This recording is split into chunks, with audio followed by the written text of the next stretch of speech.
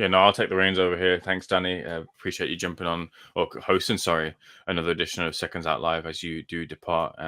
Me and Josh will take over the reins for now. So, yeah, this is a very interesting topic, especially in the wake of a potential rematch with Devin Haney or Gervonta Davis, who ruled him out of a rematch with Ryan Garcia unless $150 million was put in front of him, whether that be the figure to get him over the line is another thing, or if you see Ryan Garcia in a ring this year is also another thing. But I think for me personally, what it does do is if you're a boxing fan and observer, whenever it comes to these situations with drugs testing and coming back to the ring, for any of the recent cases that we've had in the UK or the US or otherwise, I think the best way you can show confidence in someone who you're selling a ticket to, a reporter who's covering you and the sport, a promoter who's looking to promote you, your trainer who's training you, whatever it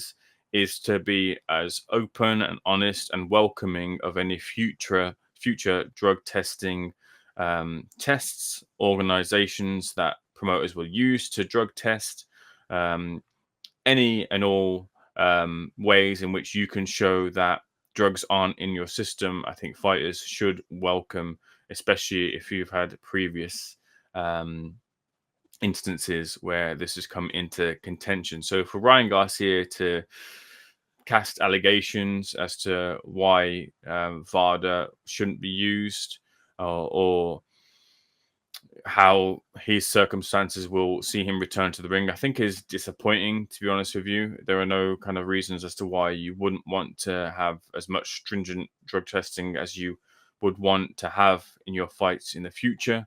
So I hope that Ryan Garcia was just kind of just saying that off the cuff, and in the future will submit himself to any and all drug testing to prove that he is a clean fighter going forward. So that's my kind of take on it, really. I did see it kind of blow up on social media, and the reaction from hardcore boxing fans was one of disappointment as well. I think Ryan Garcia just needs a little bit of kind of reining in. It's good to see that he's not as out there as he was, maybe rewind 6 or 7 months ago. And that seems to have died down a little bit, and his head screwed on a little bit more. But I think that maybe there are a bit too many yes men around him and telling him one thing when really, if you want to get to the highest of the sport, if you want to fill people with confidence, if you want to sell tickets to the masses, you want to win back the favor of the hardcore boxing fans, you've got to do everything you can to do that. And I think that involves submitting yourself to drug testing. That's my take on it, Josh. What's yours? And also the people in the chat, let me know what you think as well too, as I'll come to you after Josh has given his take. But Josh, what do you think?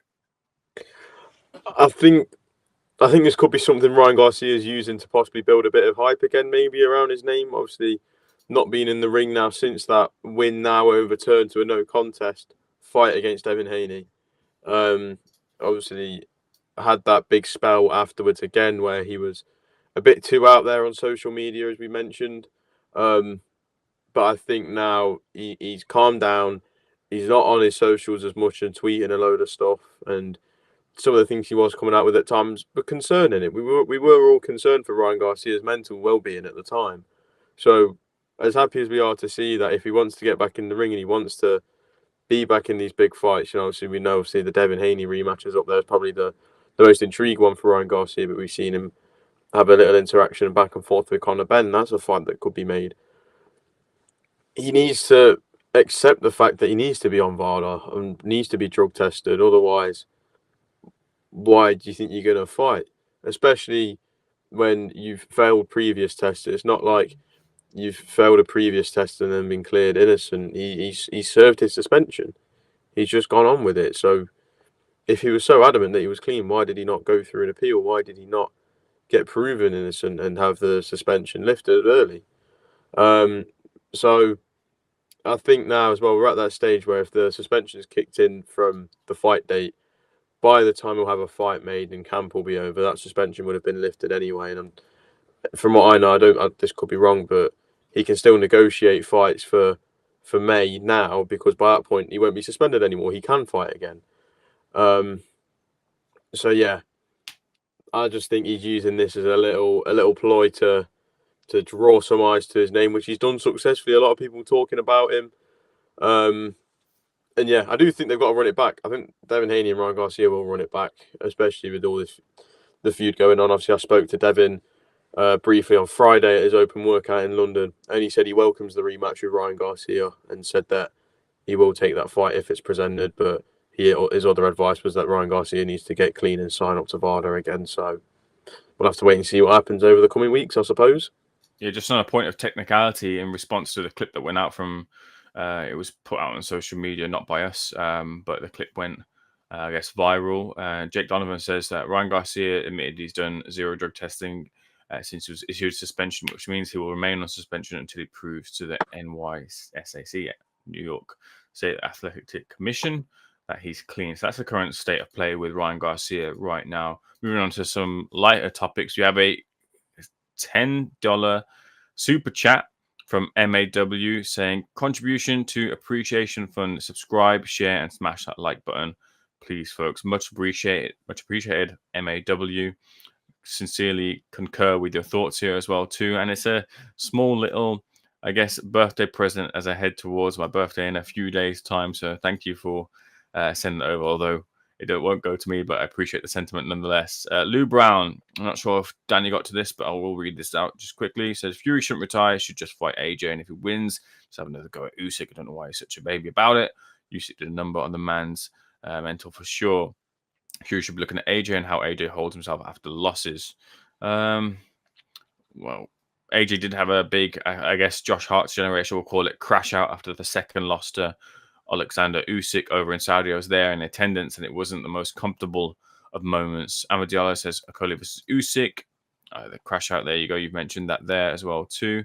Amadiallo says that Ryan Garcia is a clown. MW follows up saying 2:15 a.m. here in Australia, just as well. I'm not working tomorrow because I'm injured. If I go quiet, I've crashed. We appreciate your listenership, MAW, that's for sure.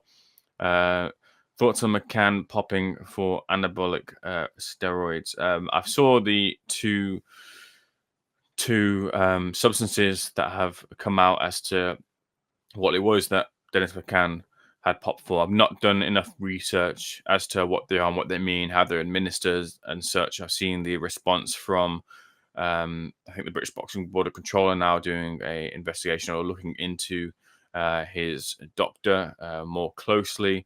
But once I've done that research, I'll give more of a comment then. But I'd like to withhold just for now, as I wouldn't like to give an uninformed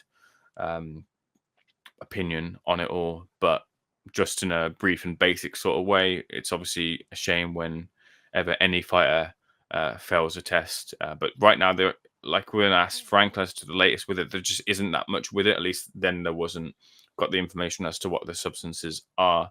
But I need to do a bit more on that before I can comment on that. Shmup Room says Conor Ben is also a clown. Not a big fan of Conor Ben or Ryan Garcia. Red Black Titchy says we will miss Fury. Joe debating about AJ holding himself after losses as well. The whole heavyweight division gasses out at round 8, averages around 4. Zhilei Zhang admitted, and we've seen that his gas tank isn't the best. MAW says, I have faith Turkey will convince Haney to drop lawsuit and settle it in the ring with Ryan. Not the biggest fan of Ryan's antics, but understand that accomplishments matter, but popularity sells. That's true. Christopher Saavedra says here, China's huge market based on population alone. The possibility of Zhang having a fight over in China, I think that will happen. He's a champ, utmost respect. Agree with Josh, Ahmad Diallo does. On what, I'm not too sure. Buster B says, we don't need their market. It's better to host it in Europe. China can go take a hike. I reckon we'll see a fight in China. That's for sure. I'd love to go over and have a report on a fight in China. I've got a number of Chinese friends who I spent in halls with, so love to reconnect with them. Crash out for sure, says Lou Brown. That's what it was. I'm just happy AJ's still going. I think but I asked Frank Warren as to, does boxing need Tyson Fury? I think boxing might need Anthony Joshua as well too to keep going, and it seems like he wants to keep going as well. So Barry Scott says AJ versus Fury mean whoever loses carried over. I'm not quite sure what you mean there. Fury retires, he'll come back, possibly. Like to see some of these fighters hang up for good as opposed to come back and not kind of feel that they've got more to prove. But you never know in this sport with a number of fighters returning in some form, like we saw at the back end of last year with Mike Tyson. Buster B also says no one will miss Fury. The guy's the most uncoordinated and untalented buffoon ever. I've got to disagree with that. Absolutely, a very highly talented fighter. Before Alexander Usyk, we were talking about what Fury could do in the heavyweight division. The way he moved was so alien from what the previous generations up until like Ali basically would move. They all kind of move in their own different way, but Fury has a DNA that won't be replicated, that's for sure. And the ability to sell, even if Fury wasn't as good as he was, the ability to sell and sell tickets, sell pay-per-views, I think he's a one of a kind in that sense as well. Fury will be, if it is that he has retired, I'm sure that Tyson Fury, his legacy will build on once he's kind of fully hung up the gloves.